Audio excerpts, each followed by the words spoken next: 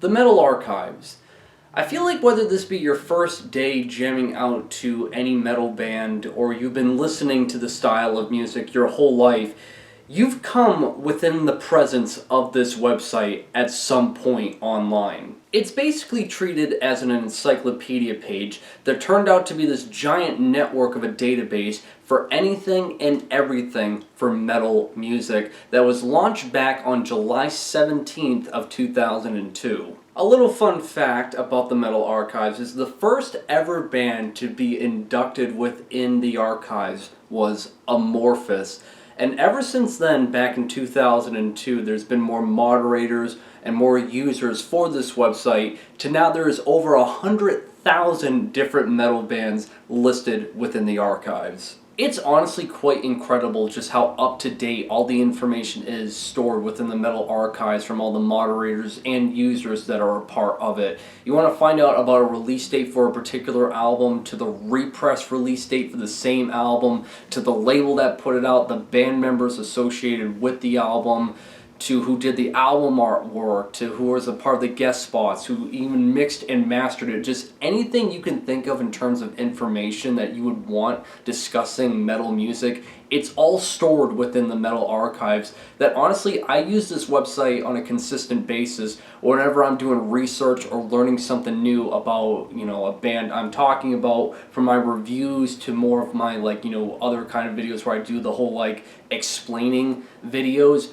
A lot of that information that I gather comes from this website. The Metal Archives has also helped me a lot with discovering great new music. Because again, the one feature I really enjoy about it is that it has the similar artist feature whenever you plug in any band within the search engine. From the big names to the little names within the spectrum of metal, there's always another band that sounds similar to what you're listening to. And it's really broadened my horizons for my music taste to expand all the more thanks to it. Another handy feature that the Metal Archives provides is all the external links for anything you'll search up from the bands and labels. It really doesn't have a bias towards the genre, the style, or even the subject matter that these labels or bands give off within their themes. So again, whatever band it is or label, if you want to find links about them from their Bandcamp, their Facebook, hell, even their Instagram, to their web store, it's all again provided on the Metal Archives with the external links. Another thing I really enjoy a lot about the Metal Archives is just all the nerdy little details and bits of information they'll provide on the website for each band, whether it be the band's lyrical themes, from the serious ones to the all-outright ridiculous ones, to the band members, from where they've grown up, their actual real names, their age, their sex, their side projects, their brothers and sisters, to even their significant other. Along with other great features like looking up bands and labels alphabetically and by country as well, the latest upcoming releases that will be released soon, to their latest updates they've done for bands and artists. There's just so much information being distributed on this website that, as I stated before, it's really incredible how all these users and moderators just keep it so up to date that for the website itself, the Metal Archives, I can say nothing but just high regards about it. But as for the people and moderators themselves who run the website, this is where things get a bit eye-rolling. One example that I can give you is that when it comes to a band being submitted into the Metal Archives, there's got to be this process that must be done for them to be inducted within it, because at least one moderator has to check and listen to all the band's materials, and then they deem it whether or not it's metal enough, basically, for it to be inducted within the Metal Archives. And this is where things get really head-scratching now, because I remember a while back I made an Instagram post about this band from Denmark, Ærekær. They're a black metal band that also has a bit of dark ambience and even dungeon synth to a certain degree. And we're talking about this band, and he told me that both of these releases are demos. This isn't a full length, and I always thought that this one was, and this was a demo. So I figured, alright, I'll just search up Ærekær on the Metal Archives to find out, and they weren't in there, and I was really confused, and I figured, alright, so I'm just spelling it wrong. tried it with that, A&E type of lettering. Nope, still wasn't in there. And it turns out on one of the forum pages within the Metal Archives is that it was submitted, but the moderators deemed that it wasn't metal enough, as 50% of it is black metal and 50% is ambient music.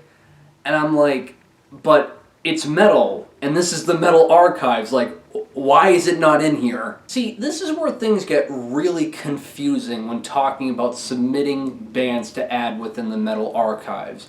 Because, okay, again, Ærekær is not in it because 50% is black metal, 50% is ambient music.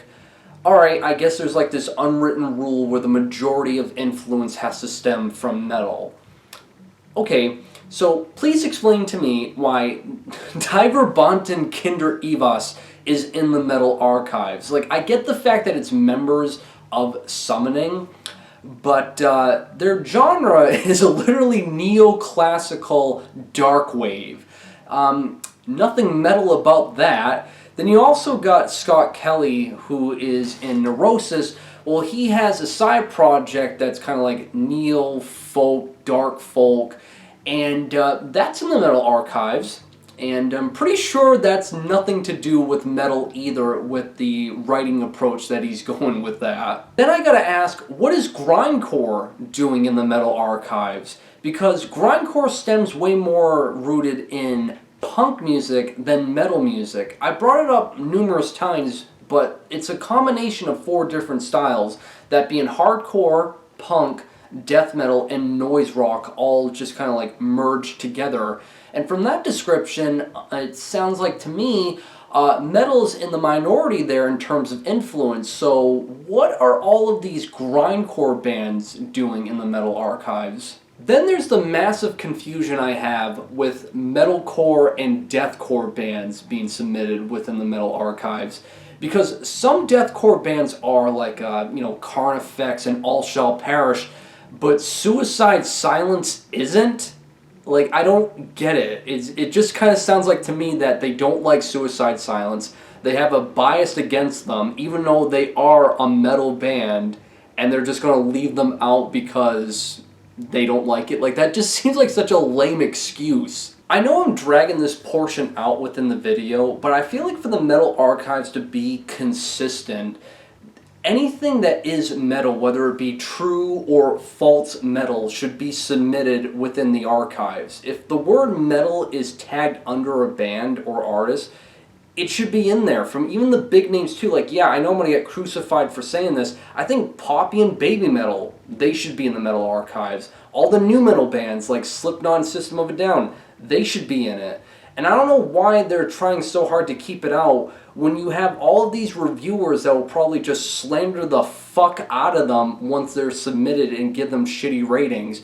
So, from my personal viewpoint, anything that is metal, as long as that word is tagged under an artist or band, it should be in the Metal Archives, simply put. Then there's the annual April Fool's update that they'll do every year. And they started doing it back in 2009, which, funny enough, is the most infamous one out of any time they would pull an April Fool's joke. Because in 2009, they inducted Korn within the Metal Archives. And the community and moderators for the Metal Archives literally had a fucking meltdown. Because in America, it's commonly known what April Fool's is, the 1st of April.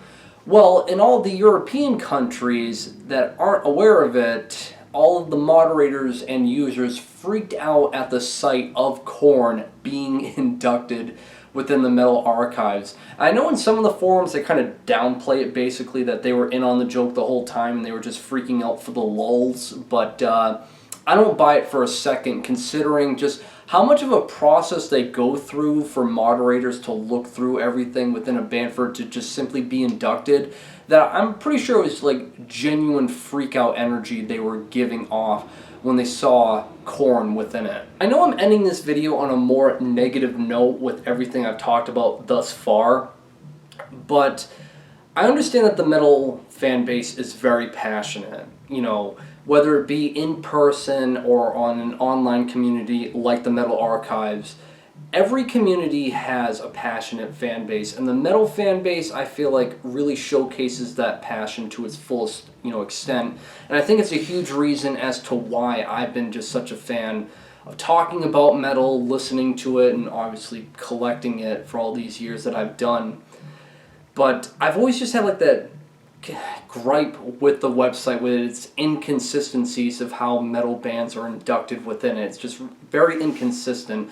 But other than that, I really have nothing but positive things to say about the website. There's just so much information provided on it that you can get lost within it, honestly. And, again, it's just a really valuable resource if you want to understand and get a part of all the little things that make up, the metal subculture. Is all provided within the Metal Archives, and it's really a wonderful resource and website.